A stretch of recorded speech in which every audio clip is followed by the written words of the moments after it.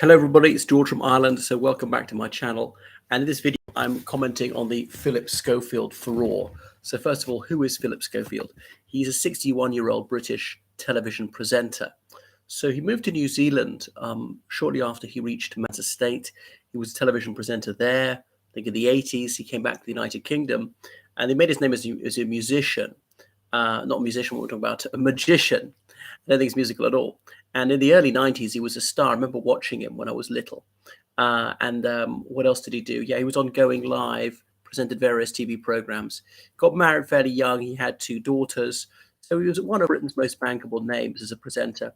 He acted a little bit. He was on the West End. He played the title role in Joseph and the amazing Technicolor Dreamcoat, which is a smash hit, taking over from Jason Donovan. And Jason Donovan, that Australian star, the guy who was a singer, star of Neighbours. Neighbours was an enormously popular, what was I going to say? Not sitcom series, really, from 1987 onwards, going for like 20 years or something. Jason Donovan then came to London. I remember Jason Donovan's appearance in Joseph the Technicolor Dreamcoat was slightly marred by a poster going around saying queer on it, and he sued for defamation. He won. He said it was a defamatory statement because obviously it's not true. He said he's not opposed to homosexuality, had gay friends, but didn't want people to get the wrong idea about him. But coming back to Philip Schofield, anyway, so Schofield presented all sorts of shows and obviously various award shows. He was on This Morning for almost 20 years. John Leslie and Fern Britton were on it, and they went off. John Leslie had to leave because Ulrika Johnson had made some allegations about him years before. John Leslie, very, very, very tall chap. John Leslie got onto it when, way back in the 80s, they just done a talent show. Anyone want to be a TV presenter? And thousands of people queued up, and he was the one who was deemed to be best. Okay, so he hosted all sorts of things like the Cube, a Night of Heroes, the Sun Military Awards, and so on. Hosting a comedy show. So he was multi-talented. He presented coverage of the marriage of Prince William and Kate Middleton, and on and on. He'd interviewed David Cameron when he was Prime Minister, handed him a list of people who'd allegedly molested children, and so on. He did travel shows, like I said, in South Africa. And then a few years ago, he said that he came out live on television in front of Holly Willoughby, his co-host, and said that he was married to a woman, but he still loved her, but he realized that he was gay, and so he was going to start to have relationships with men. And I suppose that was quite well received. I don't know how well received it was by his wife, perhaps. I'm not sure he actually got divorced, but there he was in his mid-50s before he acknowledged himself to be homosexual. He was always into musical theatre, so draw your own conclusions. Anyway, something came out last month in the Daily Mail saying that Philip Schofield, he visited his school as part of promoting his show several years ago, and he met a boy who was 15 and spoke to him at this drama school. So that was it. No impropriety at that stage. No one suggested that when this boy was a minor. And later, Philip Schofield helped this young man get an interview to be a production assistant. And when this person was 20 years old, so definitely an adult, Philip Schofield, he began an intimate relationship with this young man. However, he later lied about it. But people say this is like an abuse of power. People say, well, this is not advisable, but it's not unlawful what he's done. Some people say this is a bit yuck because he was 60, well, almost 60, and this person was 20, but certainly that is permitted by law. But the thing is he suggesting, well, I'll make you a career, I'll make you a star if you do something nice for me? It used to happen a lot in the theatrical world with theatres and budding actresses and so on. Obviously, and gay directors as well. Whether a female director did it to a straight male, I mean, I'm not aware of. I haven't heard of that, but I can't exclude the possibility. There's been a big furore about this. So he admitted he has told an untruth. Anyway, so he has resigned from his job.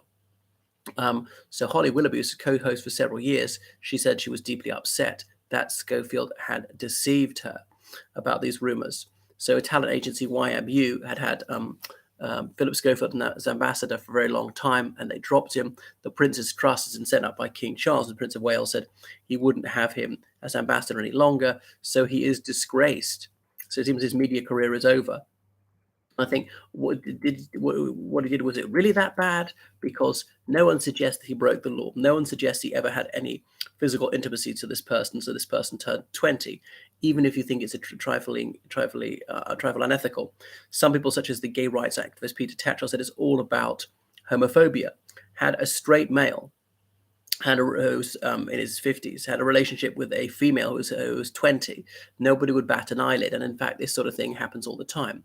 And it is a bit unfair that if you're a powerful person, you can never have a relationship with someone who's less powerful than you, which rules out 99% of the population. That's preposterous. What if this young person was happy with it, didn't feel exploited? Even if he did feel exploited, he might be wrong. He didn't have to go along with this. There are other ways into the media, things like that. But was he misusing his very considerable sway in the media world in order to gratify his own sexual urges? I know not.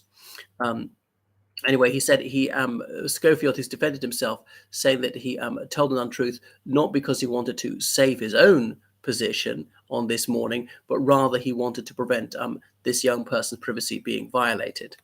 Anyway, he said he's still friends with this person. The person's name has not been